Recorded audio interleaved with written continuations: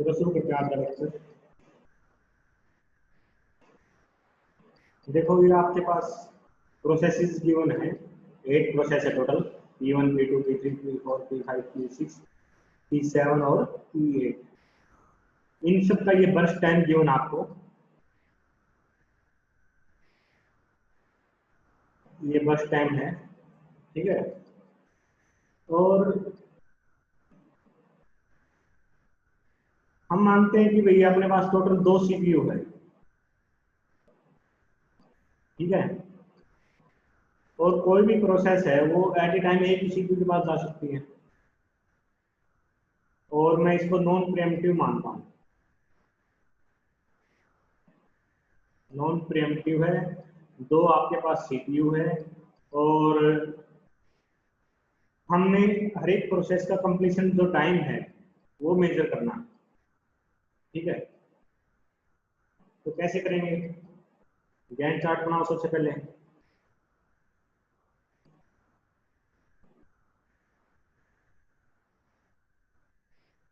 देखो 2 CPU है, तो दोनों के पास अलग अलग प्रोसेस जा सकती है सेम टाइम पे, है ना। लेकिन एक CPU पे तो एक टाइम एक ही प्रोसेस हो सकती है, लेकिन दोनों के पास अलग अलग प्रोसेस तो हो सकती है।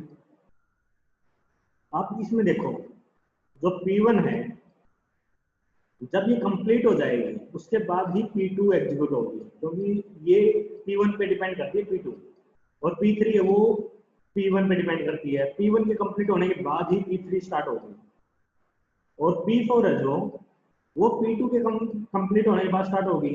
P5 भी P2 के कंप्लीट होने के बाद स्टार्ट होगी, ठीक है। और जो P6 है ये P4 और P5 दोनों के कंप्लीट होने के बाद स्टार्ट होगी, क्योंकि ये दोनों पे डिपेंड कर रही है। और P7 आपकी P4 और P5 इन दोनों पे डिपेंड करती है। P8 ये आपकी P6 P7 और P3 पे डिपेंड करती है। ये बात सबको क्लियर है? यहाँ तक किसी को डाउट हो तो बताओ।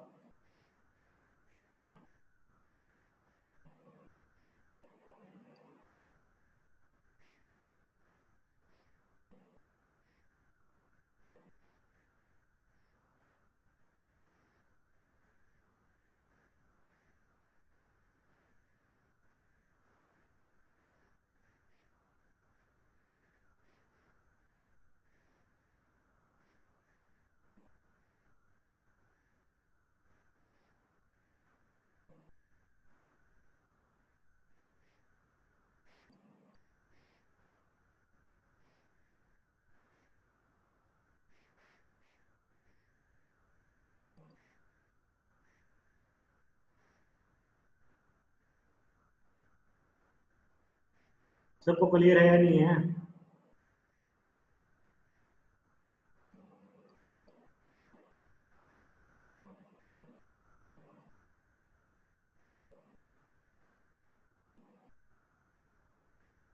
अब बताओ, टाइम जब 0 था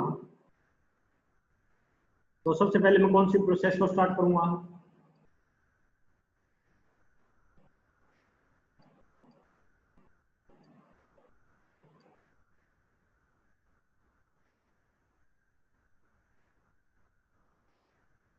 कौन से CPU के पास करूंगा स्टार्ट? CPU1 और या CPU2? P1 है, सबसे पहले P1 को ही स्टार्ट करेंगे हम, तो कौन से CPU के पास करूंगा?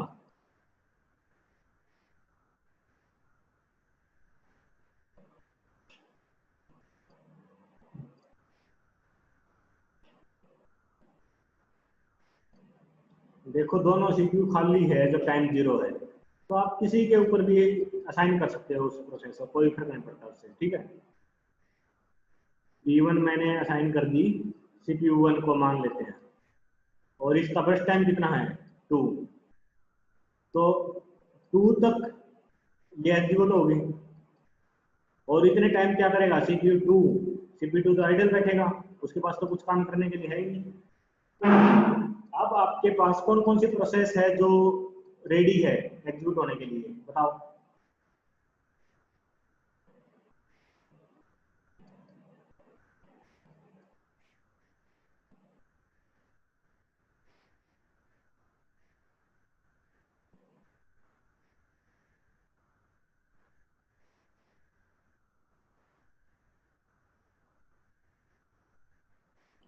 देखो, जब P1 आपकी कंप्लीट हो गई, उसके बाद P2 और P3 तो जो दोनों P1 पे डिपेंड करती थी वो आप एग्जीक्यूट कर सकती है, क्योंकि P1 पे डिपेंड करी थी, P1 ने अपना एग्जीक्यूशन कंप्लीट कर लिया, तो हम P2 और P3 को एग्जीक्यूट करवा सकते हैं। ठीक है, अब दोनों सीपीयू खाली है आपके, या तो सीपीयू 1 पे किसी को भेज दो, सीपीयू 2 पे किसी को भेज दो, कोई फर्क नहीं पड़ता उससे। मान लेता हूँ मैं सीपीयू 1 पे भेज देता हूँ P2 को, और सीपीयू 2 पे भेज देता हूँ मैं P3 को।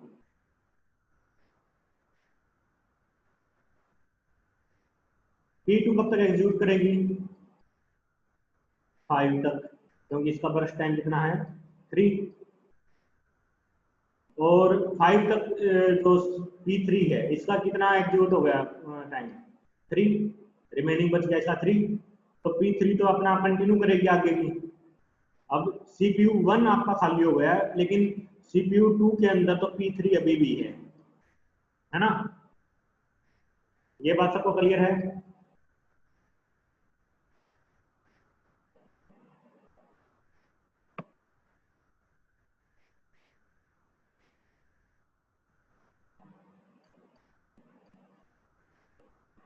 अब मुझे ये बताओ, कौन कौन सी प्रोसेस एग्जीक्यूशन के लिए तैयार है?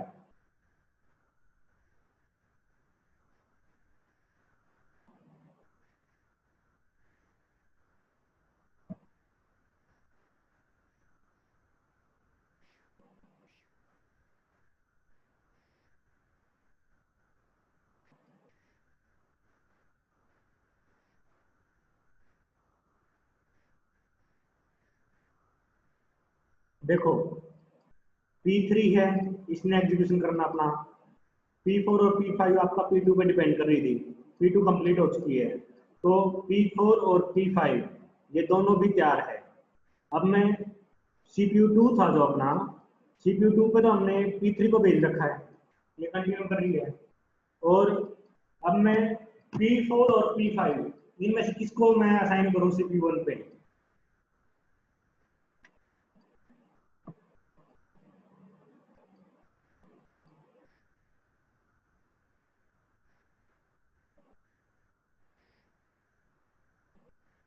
एनीवन, क्योंकि दोनों प्रोसेस P2 के बाद ही एग्जीक्यूट होगी। तो लेट्स से मैंने P4 इसको एग्जीक्यूट करवाया,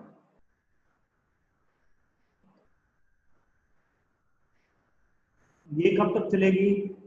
2 तक, क्योंकि इसका बर्स्ट टाइम कितना है? 2। 7 तक। अब ये तो कंप्लीट हो गई थी P4 तो आपकी, और P3 का जो टाइम है वो कितना रिमेनिंग बचा? 1। अब P3 तो मैंने आगे भी एग्जीक्यूट करवानी पड़ेगी, है ना? अब मुझे ये बताओ, अब कौन कौन सी प्रोसेस एग्जीक्यूशन के लिए तैयार है CPU 1 पे?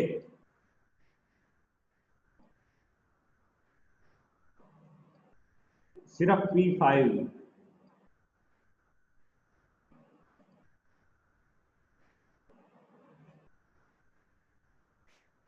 ये कब तक चलेगी? 8 तक, क्योंकि इसका बस टाइम रिमेनिंग 0 हो गया P3 का। P3 कंप्लीट हो चुकी है आपकी, और P5 का टाइम बस टाइम 1 कम हो गया, इसका 1 बचा है, तो मुझे P5 कंटिन्यू करनी पड़ेगी 9 तक। अब CPU 2 फ्री है आपका 8 टाइम पे, जब टाइम आपका 8 हो चुका है, CPU 2 फ्री है, तो मैं किसको साइन करूं? किसको साइन कर सकता हूं मैं, बताओ मेरे को फटाफट। इस पोजीशन पे मैं किस प्रोसेस को साइन कर सकता हूं?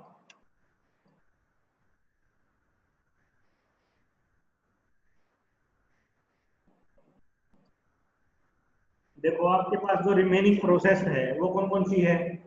P6 और P7 और P8। P8 कब एग्जीक्यूट होगी? जब P3 कंप्लीट हो जाए, जो अपना कंप्लीट हो चुका है, साथ में P6 और P7 ये दोनों भी कंप्लीट हो जाए, तब P8 एग्जीक्यूट होगी। लेकिन P6 और P7 तो अभी कंप्लीट हुआ नहीं है, तो P8 का तो मतलब बनता नहीं। और P6 को देखो, P6 कब एग्जीक्यूट होगी? जब P4 और P5 ये दोनों अपना एग्जीक्यूशन कंप्लीट कर ले। लेकिन P4 का तो टाइम का मतलब एग्जीक्यूशन कंप्लीट हो चुका है, लेकिन P5 का एग्जीक्यूशन कंप्लीट नहीं हुआ है, तो P6 भी एग्जीक्यूट नहीं हो सकती। अब P7 को देखो, P7 भी P4 और P5 इन दोनों के एग्जीक्यूशन के बाद एग्जीक्यूट होगी, है ना। लेकिन P5 तो आपका एग्जीक्यूट हुआ नहीं है, तो ये भी एग्जीक्यूट नहीं हो सकती। तो सीपीयू क्या करेगा, सीपीयू 2 इस टाइम खाली बैठेगा, है ना। अब मुझे बताओ 9 पे क्या है, ये कंप्लीट हो चुकी है। अब कौन कौन सी प्रोसेस है और किसको कहाँ पे असाइन करूं मैं।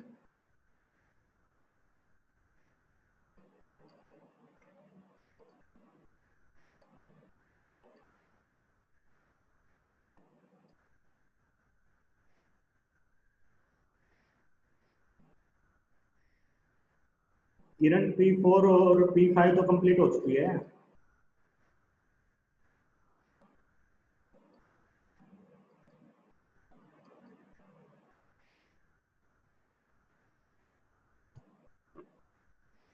देखो अपने पास P6 और P7 को हम एग्जीक्यूट करवा सकते हैं, तो P8 तो हो नहीं सकती क्योंकि ये तो P6 P7 P3 पे डिपेंड कर रही है। तो मैं P6 और P7 इन दोनों को एग्जीक्यूट करवा सकता हूँ। एक प्रोसेसर पे तो मैं दे दूंगा P6 को, एक पे दे दूंगा मैं P7 को।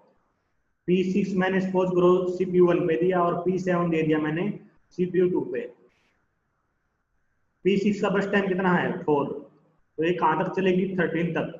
13 पे जाके ये कंप्लीट हो चुकी है और P7 चलेगी आपकी 14 तक। अब जब टाइम 13 था, CPU1 फ्री हो चुका है, तो मैं किस प्रोसेस को दे सकता हूँ ये।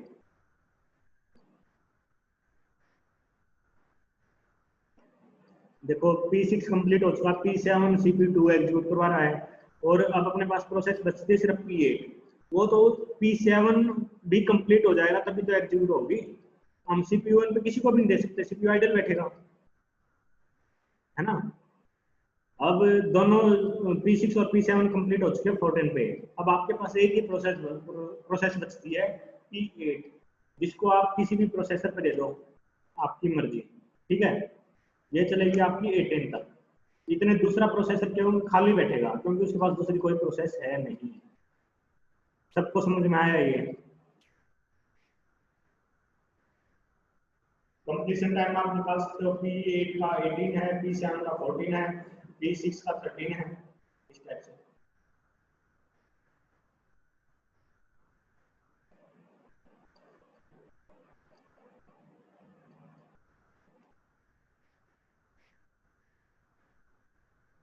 जिसने सिर्फ यूनिवर्सिटी का एग्जाम देना है, यूनिवर्सिटी में इस टाइप के क्वेश्चन नहीं आएंगे, ठीक है। यूनिवर्सिटी में नहीं आएंगे इस टाइप के क्वेश्चन एग्जाम में आपके, लेकिन गेट नेट में आ जाते हैं। गेट में आएंगे, नेट में भी नहीं आते इस टाइप के, गेट में आ जाते हैं। तो इसलिए मैंने ये करवा दिया आपको। यूनिवर्सिटी में नहीं आएगा इस टाइप का कोई भी। यूनिवर्सिटी में सिंपल क्वेश्चन आते हैं आपके, प्रायोरिटी बेस्ड या फर्स्ट कम फर्स्ट सर्व, वो आएंगे उसमें। किसी को भी डाउट हो तो पूछ लो यहाँ पे।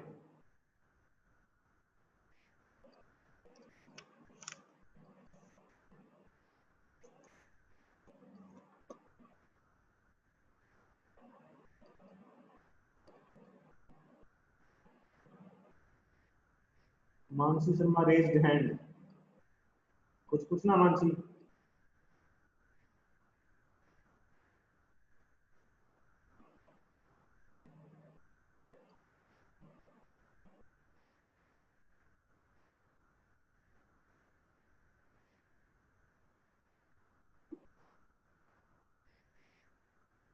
अब देखते हैं मल्टी लेवल क्यू शेड्यूलिंग।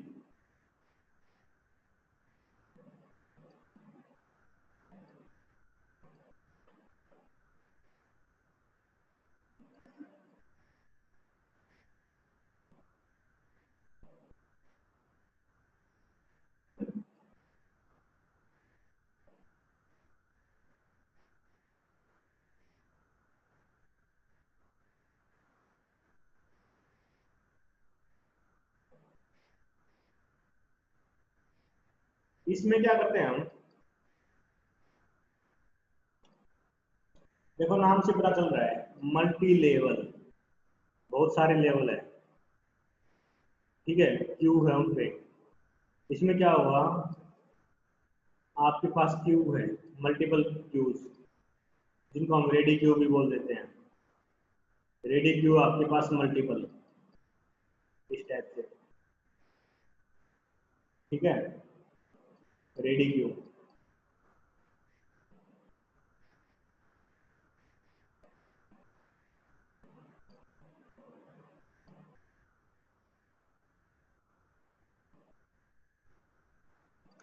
हर एक क्यू में आपकी प्रोसेस जा सकती है और एग्जीक्यूट होकर कंप्लीट जा भी सकती है बाहर, ठीक है। अब जो ये रेडी क्यू है, इनको हम प्रायोरिटी के बेस पे डिसाइड करते हैं। मान लिया जैसे बॉटम टू टॉप जाएंगे अगर हम, प्रायोरिटी आपकी इंक्रीज होती है, ठीक है। ये हाईएस्ट प्रायोरिटी मान लेते हैं हम, ये आपकी लिस्ट प्रायोरिटी है, ठीक है। हाई प्रायोरिटी प्रोसेस कैसे होती, कौन कौन से होते हैं, जैसे सिस्टम प्रोसेसेस, जो आपकी सिस्टम की प्रोसेस है वो जनरली हाई प्रायोरिटी प्रोसेस होती है। और कम प्रायोरिटी प्रोसेस हो सकती है, जैसे कोई भी आपने कोई प्रोग्राम एग्जीक्यूट कर रहे हो, ठीक है, कोई भी, जैसे कॉमन प्रोसेस कर लो,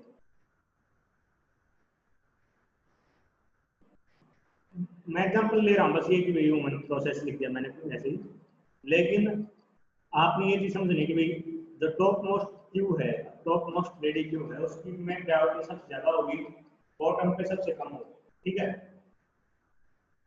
जब आपके पास प्रोसेस आती है उसकी प्रायोरिटी देखी जाएगी। मान लिया कोई प्रोसेस आई थी, उसकी प्रायोरिटी देखी जाएगी कि वो किस प्रायोरिटी के अंदर आती है, ठीक है। वो जिस प्रायोरिटी लेवल में जाती है हम उसमें उस रेडी क्यू में उसको असाइन कर देंगे। और जो हाई प्रायोरिटी की प्रोसेस है, जो टॉप में जो रेडी क्यू है, सबसे पहले वो एग्जीक्यूट होगी, ठीक है। जब ऊपर वाली क्यू आपकी एम्प्टी हो जाएगी, उसके बाद उसके नीचे वाले क्यू की जो प्रोसेस है उसको हम एग्जीक्यूट कराएंगे, ठीक है। अब जो सबसे बॉटम में क्यू है, रेडी क्यू, ये आपकी सबसे लास्ट में एग्जीक्यूट होगी। लेकिन जो ये multi level queue scheduling algorithm है, इसमें एक ड्रॉबैक है। इसमें ठीक है कि भाई आपकी जो हाई प्रायोरिटी की प्रोसेस है उसको पहले एग्जीक्यूट कर रहे हैं हम, लेकिन एक ड्रॉबैक है इसमें। सपोज करो कोई प्रोसेस है, उसकी प्रायोरिटी कम है, वो क्या होगा, अपनी जो भी उसकी क्यू होगी उसमें आगे बैठ जाएगी, ठीक है। मान लिया इसमें ये प्रोसेस आ गई एक्स, जब तक हम एक्स को एग्जीक्यूट करेंगे, मान लेते हैं कि भाई आपके पास लगातार हाई प्रायोरिटी की प्रोसेस आती जा रही है, लगातार हाई प्रायोरिटी की प्रोसेस आती जा रही है, वो क्या होगी, टॉप मोस्ट या जो भी उसकी क्यू है कोरस्पॉन्डिंग, उसमें चली जाएगी, ठीक है।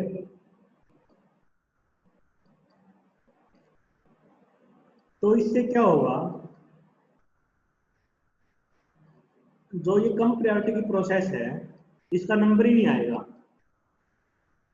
डिले होता जाएगा इसका नंबर, क्योंकि हाई प्रायोरिटी की प्रोसेस आती जा रही है। ये जो सबसे बॉटम वाली क्यू है उसको तो हम तब एग्जीक्यूट करेंगे ना जब ऊपर वाली खाली हो जाएगी, लेकिन हाई प्रायोरिटी की प्रोसेस कंटिन्यू आती जा रही है। इससे क्या हुआ, जो ये प्रोसेस है एक्स, इसका नंबर ही नहीं आएगा या डिले होता जाएगा।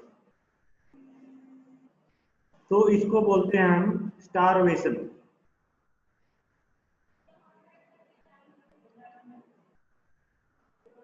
जब हाई प्रायोरिटी की प्रोसेस की वजह से उसका एग्जीक्यूशन है किसी प्रोसेस का डिले होता जा रहा है, तो इस डिले होने को हम स्टारवेशन बोल देते हैं।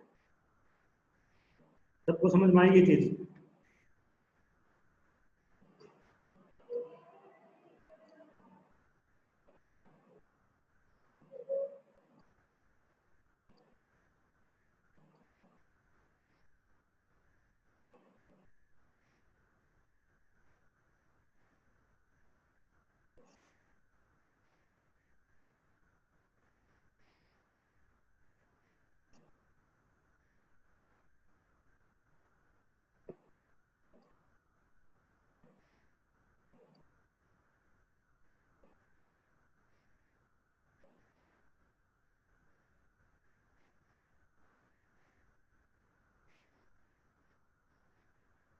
ये जो मैंने एक्सप्लेन करा यही मल्टी लेवल क्यू शेड्यूलिंग का कंसेप्ट है और इसमें स्टार बेसिस की आपकी प्रॉब्लम आती है। ठीक है,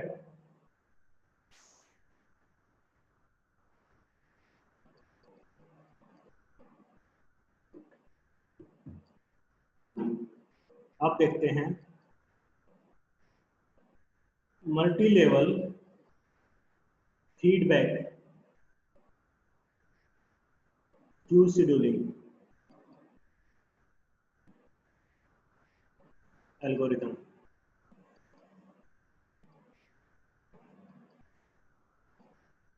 इसमें क्या होता है, पिछले हम क्या इशू आ रहा था कि स्टारवेशन की प्रॉब्लम थी, उसका सॉल्यूशन कर देता multi level feedback queue scheduling. इसमें क्या करेंगे हम, ये मान लिया आपकी रेडी क्यू है, ये दूसरी, ये तीसरी, ये चौथी, डिपेंड करता है कितनी क्यू है, वो आपके जो सिस्टम है उसके ऊपर डिपेंड करता है। ठीक है, लेकिन ये डिफरेंट डिफरेंट रेडी क्यू है। सबसे पहले जो प्रोसेस आएगी वो टॉप मोस्ट क्यू के अंदर आएगी, और हर एक क्यू के अंदर टाइम क्वांटम सेट कर देते हैं हम। मान लिया इसका टाइम क्वांटम है लेट्स से 2, नेक्स्ट जो क्यू है इसका टाइम क्वांटम मान लेते हैं 4, इसका मान लेते हैं 8, ये मान लेते हैं कि ये फर्स्ट कम फर्स्ट सर्व पे चल रही है। ठीक है, जो पीछे वाला किया था हमने मल्टी लेवल क्यू शेड्यूलिंग, उसमें भी हम अलग अलग क्यू ले रहे थे रेडी क्यू। देखो हर एक क्यू का अपना खुद का कुछ कंसेप्ट हो सकता है एग्जीक्यूशन का, वो फर्स्ट कम फर्स्ट सर्व के बेस पे हो सकती है, वो शॉर्टेस्ट जो फर्स्ट के बेस पे हो सकती है, वो कोई सा एल्गोरिथम ले सकती है। हर एक क्यू अपना, समझ रहे हो ना ये बात, हर एक क्यू पे अपना हो सकता कुछ भी, जो मल्टी लेवल में किया था हमने। इसमें क्या होगा, कोई भी प्रोसेस आएगी सबसे पहले इस ऊपर वाली क्यू में असाइन करेंगे उसको हम, इसका टाइम क्वांटम सेट कर दिया हमने 2। अगर जो प्रोसेस है उसका बर्स्ट टाइम 2 से कम है तो वो क्या होगी, यहीं से बाहर निकल जाएगी। अदरवाइज उसका क्या करेंगे हम, यहां से इस प्रोसेस को इस क्यू में से निकाल के नेक्स्ट जो क्यू है उसमें असाइन कर देंगे। ठीक है, जो रिमेनिंग उसका बर्स्ट टाइम होगा ना, 2 से ज्यादा अगर बर्स्ट टाइम है तो उसको नेक्स्ट क्यू में ले आएंगे। अगर इसका यहाँ पर कंप्लीट हो जाती है प्रोसेस, सपोज करो 5 बर्स्ट टाइम था किसी प्रोसेस का, वो पहली जो क्यू में आई, यहाँ उसने 2 टाइम तक एग्जीक्यूट करा, उसका रिमेनिंग बर्स्ट टाइम कितना बच गया 3, तो उसको हम इस क्यू में ले आएंगे। अब यहाँ पर क्या है, उसका टाइम बताया 3, टाइम क्वांटम है 4, तो वो प्रोसेस यहाँ कंप्लीट हो जाएगी, तो हम यहीं से उसको बाहर निकाल देंगे। इन केस उसका एग्जीक्यूशन कंप्लीट नहीं हुआ तो उसको हम फिर नेक्स्ट क्यू में ऐड कर देंगे। अगर वो यहाँ कंप्लीट हो जाती है तो हम उसको यहीं से बाहर निकाल देंगे, अदरवाइज नेक्स्ट क्यू में ऐड कर देंगे। ठीक है, और नेक्स्ट क्यू मान लिया फर्स्ट कम फर्स्ट सर्व के बेस पे है, अब इसमें कितनी क्यू प्रोसेस आती रहे इसको हम एग्जीक्यूट करते रहेंगे। ठीक है,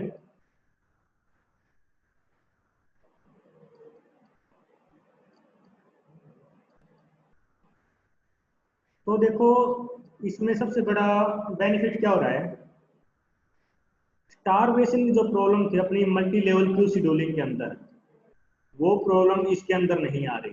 क्यों नहीं आ रही, हर एक प्रोसेस को हम शुरू में इस ऊपर वाली क्यू के अंदर लेके आ रहे हैं, है ना, कोई भी प्रोसेस आए इसी में आएगी, और वो टाइम क्वांटम के हिसाब से उसको एग्जीक्यूट करेंगे। उसका प्रायोरिटी कम है ज्यादा है उससे फर्क नहीं पड़ेगा, वो सबसे पहले ऊपर वाली क्यू में आएगी, और उसका एग्जीक्यूशन कंप्लीट हो जाता तो उसी क्यू से बाहर निकाल देंगे, नहीं तो अगली क्यू में उसको ऐड करते रहेंगे।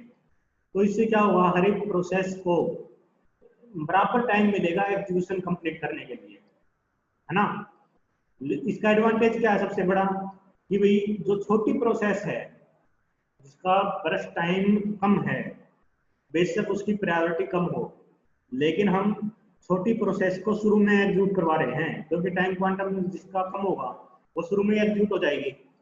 सभी प्रोसेस को हमने इक्वल प्रायोरिटी दे रखी है ना। जो आपने फर्स्ट कम फर्स्ट सर्व पढ़ा था एक बार स्टार्टिंग में, उसमें क्या प्रॉब्लम आई थी आपकी, किसी को याद हो तो?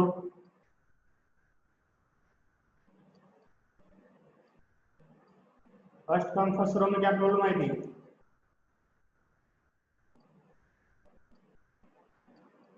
एक इफेक्ट था जिसका नाम क्या था उस इफेक्ट का?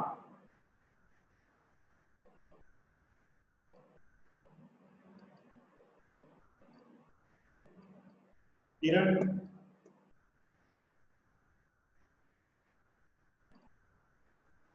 शाबाश। कौन हुआ इफेक्ट?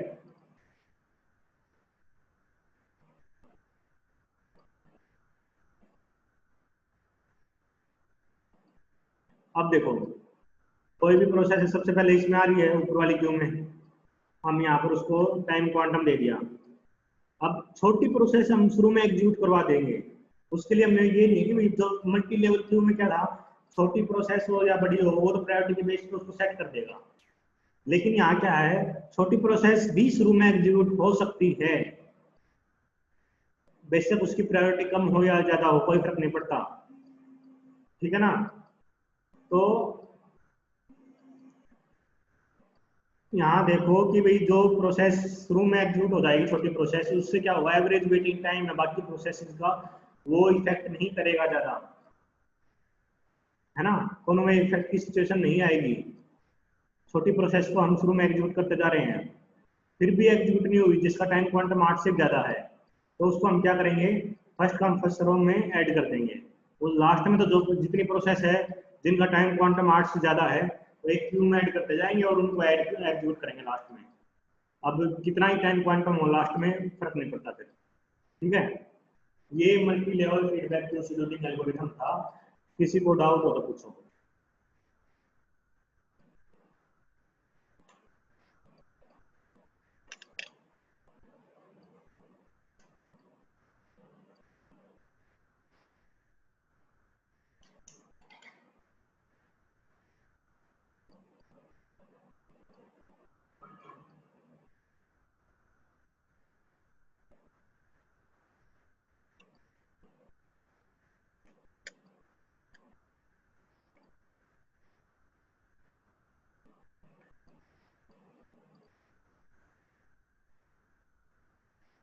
यहाँ पर आपके सीपीयू शेड्यूलिंग एल्गोरिथम कंप्लीट होते हैं। मेरे ख्याल से बहुत बढ़िया हो गया है टॉपिक। अभी भी किसी को प्रॉब्लम है तो वीडियो दोबारा देख लेना। इससे अच्छा शायद मैं करवा नहीं पाऊंगा इस टॉपिक को।